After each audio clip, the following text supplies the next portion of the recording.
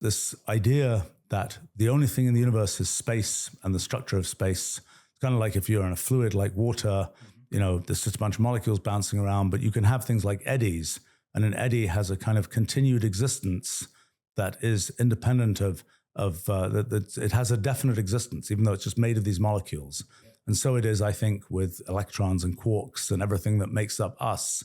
It's the same kind of thing. In the underlying structure of space, there are these kind of little pieces that are still made of space, but have characteristics like the eddies in a fluid that make them persistent in certain ways. And those are the things that we identify and pay attention to and think of as particles and all those kinds of things. Yeah. So we're truly in the world of the fundamental theory. Now you've introduced the topic. So the way I'm encapsulating is, if you really break down the fabric of reality, there's these atoms of space that don't have physical points, but they're more defined by the connections to each other. And they create this network, which you've called the hypergraph, right? Yes. Or this multi-way system. And from that, this continuous perception of space emerges. So everything that we know about space Yes. emerges from those discrete atoms of space. Yes. Right? We've got space nailed down. You brought up time earlier as a progression of computation. You've said in the past that physicists need to now move away from the belief that space and time are coupled by Yes. relativity or Lorentz transformations. So what is your elevator pitch for why they should move away from it in this hypergraph that we have created of atoms of space connected together in this network? You mentioned time as a progression. So how do you decouple time from space now? How does that fit into this construct? Well, space is the extent of this hypergraph, the extent of all these connections between atoms of space. Time is the computational progression of the structure of this hypergraph. So they're very different kinds of things, which is what our intuitive impression is, that space and time are very different. But yet the mathematical structure of special relativity and general relativity kind of sees them as the same general kind of thing, although they're not precisely the same kind of thing, even in those theories. But the thing to realize is you can take it as sort of an axiom that they're the same kind of thing. That leads one astray, because it leads one into this mathematics that leads one to all kinds of conclusions about how things work. In our models, the relativity and those kinds of things emerge as large-scale consequences of the way that space is and the way that time is. But it isn't something where you build it in from the beginning. Space and time are the same kind of thing. That's something that emerges, that fact emerges from the actual structure of the theory and so on. Space has these atoms of space that build up this network. Time is the application of this, or the sequence of the progression of it. So over time is what I'm going for. One of the biggest questions of our time is the unification of these two problems, the theory of relativity and quantum physics. So in this structure, this model, this construct that we have created, how do you unify quantum physics and relativity? Well, it's actually, again, something I didn't really see coming, but what happens is sort of relativity and general relativity, gravitation theory is all about the structure of space-time. It's all about the structure of this hypergraph. Quantum mechanics is all about this, we call it a multi-way system, which is this whole sort of graph of all these different possible paths of history. And it turns out that the thing that is sort of the thing that summarizes everything, we call it the multi-way causal graph.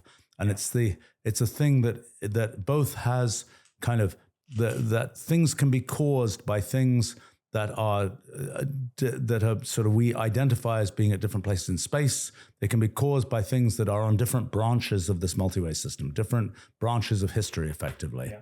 And so that single object kind of has in it both general relativity and quantum mechanics. And how does that untangle, so to speak? What is really kind of cool is that if we look at, the Einstein equations, which are what describe kind of the structure of space-time and the way in which energy and mass affect the structure of space-time, kind of the sort of a big result of general relativity, big result of gravity in general, is the presence of mass deflects the paths of particles or objects.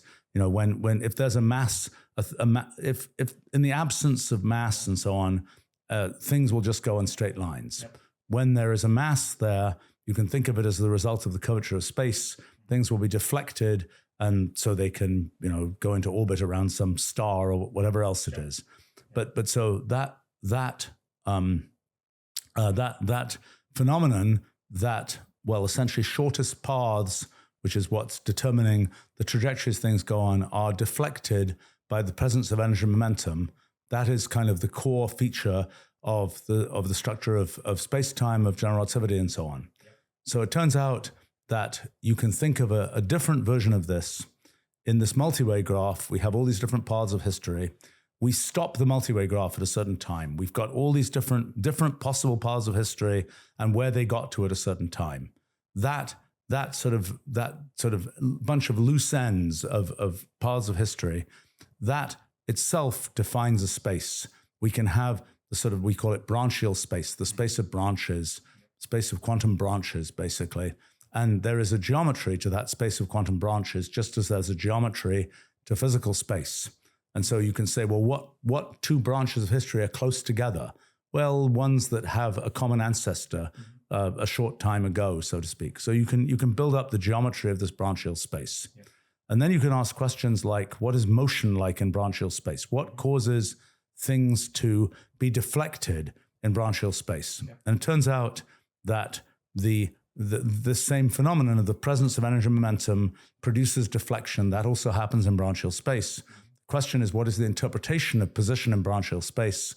That seems to be essentially quantum phase in the way quantum mechanics is set up. It's a mathematical construct, but the core sort of theory of quantum mechanics one can think of as different ways to formulate it, but one very convenient way is the Feynman path integral, which is just a way of summarizing quantum mechanics in terms of sort of what happens to quantum processes. And it basically says that you change the quantum phase when there's energy and momentum there. So what turns out to happen is, what is the Einstein equations of physical space? The exact same dynamics leads to the path integral in branchial space and in quantum mechanics. So in other words, in our models, in some sense, general relativity and quantum mechanics come from exactly the same place. They are different views of this multi-way causal graph, but they come from the same place. And by the way, that the different views of a multi-way causal graph, that's very much in resonance with things people have thought about in terms of this ADS-CFT correspondence, the various things that are talked about in kind of the traditional progression of mathematical physics. People haven't known why it's true. In our models, one can see why it's true. And that's just been it happens that it works this way.